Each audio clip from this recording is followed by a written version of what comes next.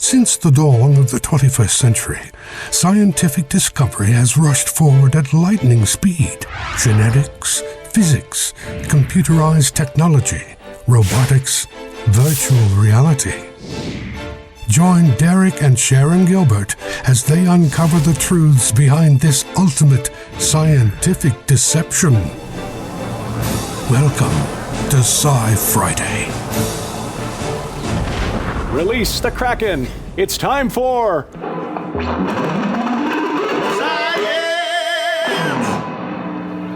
SciFriday on Skywatch TV. Welcome. I'm Derek Gilbert, along with our science advisor, my best friend, my wife, Sharon K. Gilbert. Hi, sweetheart. Hi, honey. Love your vest. Oh, thank you. Well, good choice since you picked it out.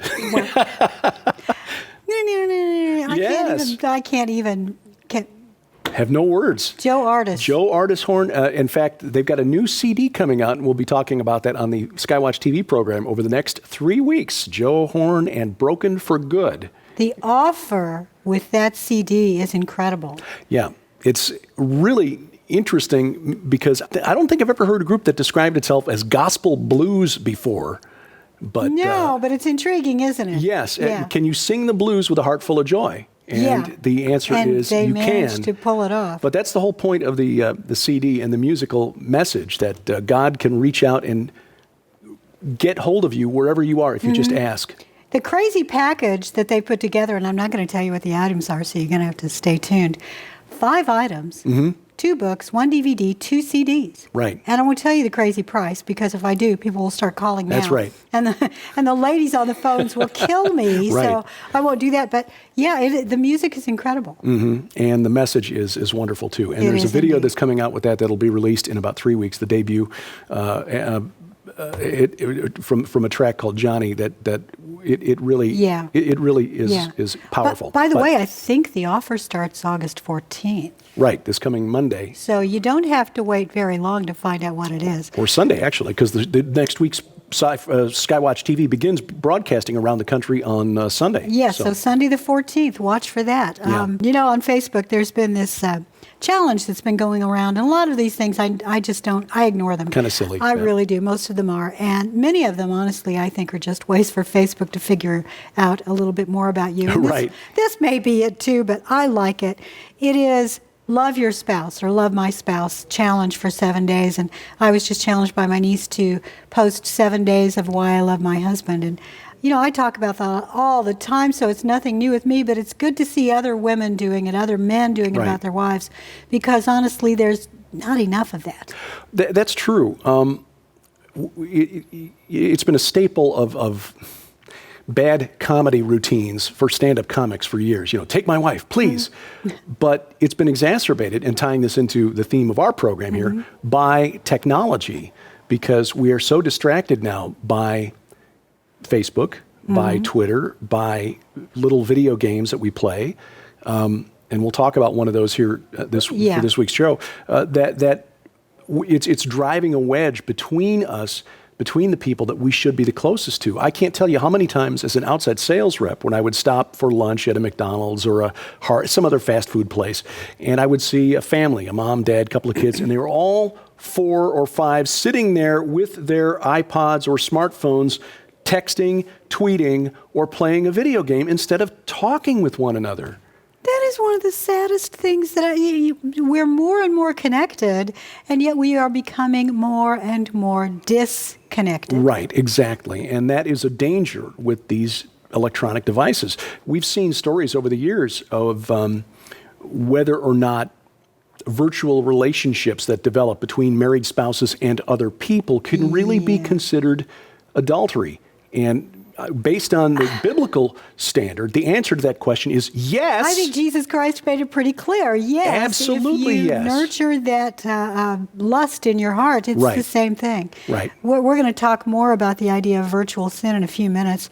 But I do want to just really quickly continue this conversation, because I get a lot of email, and many of the emails, questions that I get, frankly, lately are about my weight loss, but many of them say... And you look fantastic. So do you. You've lost 40 pounds. Yeah, close to it. So. You looked awesome 40 pounds ago. I don't care. You could gain 20 5 million, I don't care. You are always the same wonderful man inside that never changes. But when we were in Colorado Springs and when we've been down to Blue Eye and met people who watch our programs and the emails I get, almost always it's ended with, and by the way, the two of you are so cute together. My husband and I love watching you because the two of you really love each other. Why aren't we seeing that in the church? I grew up in the church. You did too. Mm-hmm. And many of you watching probably have grown up in the church. And why is it that so many of the pastors that I remember, loving men, would from the pulpit make jokes about their wives? Yes. Oh, and then, it was something that I never really noticed until you and I met and married, and I became more sensitive to that for some reason.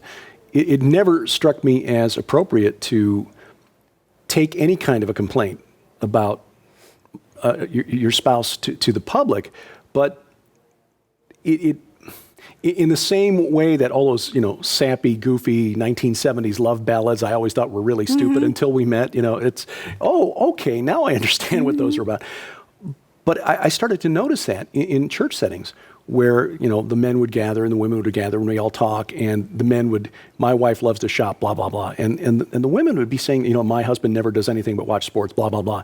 And boy, that spirit, the enemy uses that. This is, and I've mentioned this before, I know, on this program and other places, but this I thought was just so profound. At a men's conference once, a pastor said, the family is the smallest battle formation in the spiritual war. Yes. And that's why the enemy throws so many resources at the family to try to tear it apart, distracting us with electronic toys, with virtual sin, whether it be sexual or a love for entertainment that involves a lot of bloodshed, like the fascination with zombie films or vampire fiction or whatever. Yeah. Just things that you pull us apart and leave us isolated and alone, like a soldier alone on the battlefield without any supporting fire from the rest of his platoon. You're out there an easy target for the enemy. That analogy is absolutely apt because we are on a battlefield at all times. Right. And you're right, the smallest battle formation is the family, and it can be just a husband and wife. Even if you have no children, even if you are a single mother or a single father, you are there serving the Lord on the battlefield, and your children are there with you. So make sure that you are suited up every day and that you are praying every day for your children, for the Lord to give you the strength and the courage to be loving. Right. Isn't that awful in our Christian world, of the West, where we pride ourselves, honestly, on being based on Christianity, that we find it difficult to show public love, admiration, and respect for our spouses. Yeah. Well, I think, I look at my dad and your dad, their generation, men were supposed to, suck it up and be tough and not display affection because that was a sign of weakness. And as my dad got older, especially after he had his heart attack, he told me later that he realized how foolish that was and how much he would have missed not sharing with me and my sister and my mom how he felt. And he changed after that. I'm just thankful it didn't take a heart attack for me to see that. Thank you, Lord. Thank you, Lord. You've always been wonderfully gentle-hearted, though. And the Lord has taken that design that he put within you, and he's expanded upon it in the time that we've been married. So this has been the most wonderful. Honestly, I've loved the Lord for nearly all of my life, but being married to you, and I'm sorry, I know this isn't science, but being married to you has completely changed my way of looking at him because you model Christ for me every day. And that's what the husbands are supposed to be doing. Yeah. And a lot of us men are MIA. Yeah. We've gone AWOL. Yeah. So, well, sadly, we spent nearly 10 minutes just sort of mutual admiration society. But I praise the Lord for you every day, and I'm so glad that you are in my life. So, no, that's how I feel about you. Husbands, love your wives. wives, love your husbands. Amen. Amen. Lots to talk about. One of these, and you put this in here in our folder, is that there's a program on Netflix right now that, because we have such lousy connection out in the Ridge, that this program called Stranger Things that's been the summer hit, or the hit right now. Not really. Well, I guess it is summer, practically. Yeah. This is August. Yeah, I know. Well, that's another scientific fact that we can talk about here. They've found out that time really does move faster the older you get. It's moving backwards for me. It really is. Well, stranger things have happened. But apparently this is set in the 80s, and it is all about the various things like MK Ultra, Stargate Project, the things that you and I have been talking about for decades. Yes. It was what motivated us to begin writing fiction. And, of course, the fiction that we wrote is actually led us to the podcast, which led us to where we are right now. It looks at, or it's inspired by, the series Stranger Things, inspired by, or aspects of it inspired by actual U.S. government programs. Like MK Ultra. Trying to, a project, Grill Flame and other research. Yeah, trying remote viewing things. Trying to weaponize the occult. Yeah. This has been ongoing in the United States for the better part of 60 years, and most Americans aren't aware of it. We Christians like to think of America as a Christian nation, but I would argue that since World War II, that has really not been true. No. You could probably make the case that going all the way back, that it has not been a Christian nation in the truest sense of the word. I mean, from the top down, government down. As a populace, we are a majority nation of Christians, but we're not aware of things that the government is doing in our name. The researcher Peter Levenda, whose excellent investigative series, what is it now? It's the, of course, I'm not going to think of it. No, you're not, because I'm not going to think of it either. But anyway, we'll mention that in a few minutes. Right. We'll put it below. But anyway, it's a 3-volume set. That's what happens when you don't script a show. You just talk off the cuff. Yeah. Basically makes the case that the United States essentially, the government of the United States essentially sold its soul to the to Satan in exchange for technology. The same way it's that 6 degrees of Charles Manson is what I always called it. When we used to interview Peter on our program, our podcast, PID Radio, I used to say, all of these things connect to Charles Manson. You have somehow taken every one of these government entities, these serial killers, all of this, they all go back to Charles Manson. Yeah, it seems that way.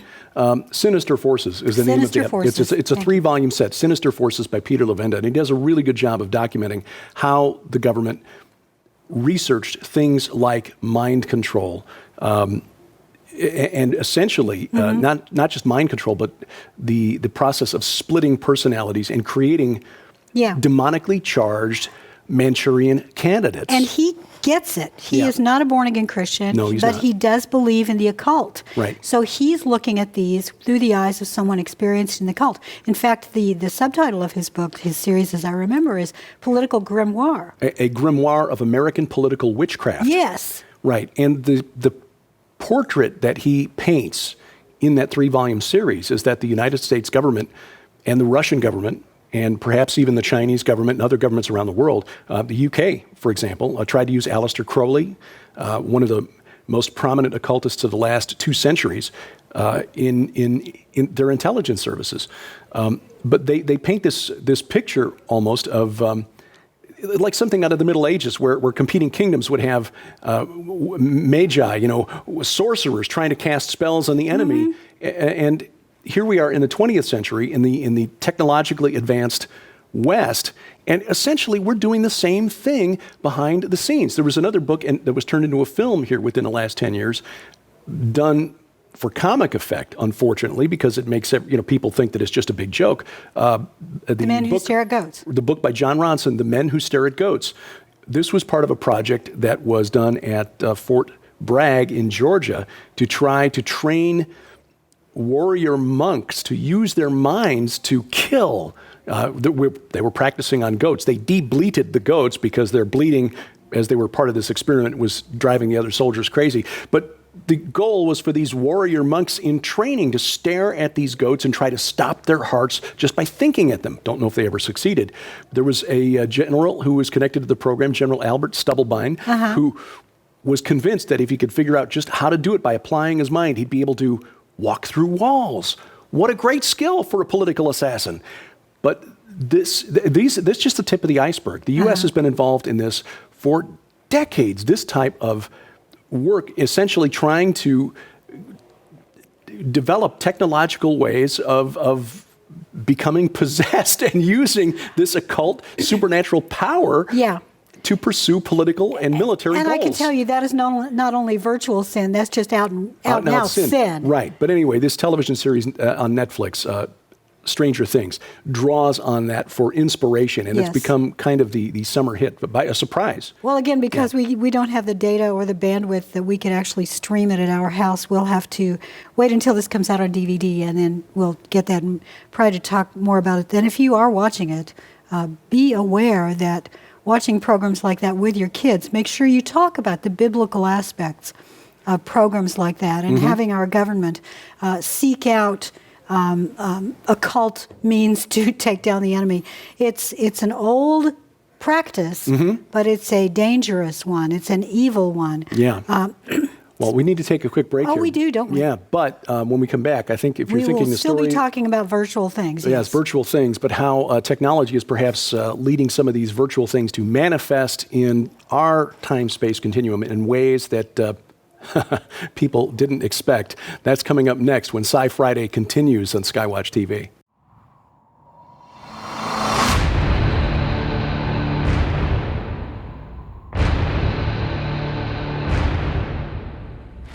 I have spent a lifetime uncovering secrets buried beneath the sands of time by those who want them to remain concealed in mystery. But I did not expect to discover a series of clues from the future that were suddenly made known, the saga of which will now be revealed. It is the names of the secret society members, the founding fathers that set America on course to an enigma. Before and after the presidency of Donald Trump, the United States was, and now is again, on a trajectory to fulfill what famous Freemason Manly P. Hall described as the secret destiny of America. It is the prophecy on the Great Seal of the United States, a scheme hidden in plain sight by the Founding Fathers for more than 200 years, foretelling the return of a terrifying demonic god who seizes control of Earth in the new order of the ages. The prophecy indicates he will arrive in 2025. Now, Dr. Horn's research has uncovered an anomaly he never expected to find. Clues 200 years in the making, which unlock the riddle of Zeitgeist 2025 and what the world is not ready to receive. Hidden secrets and forgotten prophecies from Qumran forecasting the year 2025 as the final age of man.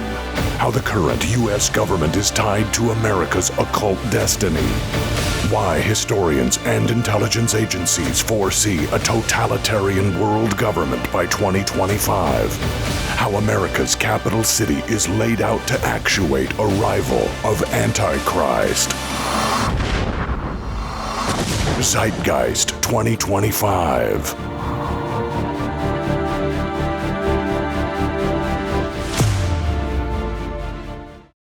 This is SciFriday on Skywatch TV. I'm Derek Gilbert along with Sharon Gilbert. Please take advantage of the other web-exclusive content on Skywatch TV, like Into the Multiverse with Josh Peck. Josh and his wife Christina just tear apart the very fabric of reality and then put it together cork by cork. But they do it from a biblical perspective. We get daily news updates, of course, and also interviews that can't fit into the network television schedule for Skywatch TV. For example, this week, Skywatch TV features as a web exclusive an interview with Dr. Michael Heiser about the origin of demons. So you'll find those online at skywatchtv.com and the Skywatch TV channel on Roku. I think mentioning demons takes us right into this next story. Oh, absolutely. That's what I was thinking. Professional segue. Yep. You're very good and cute.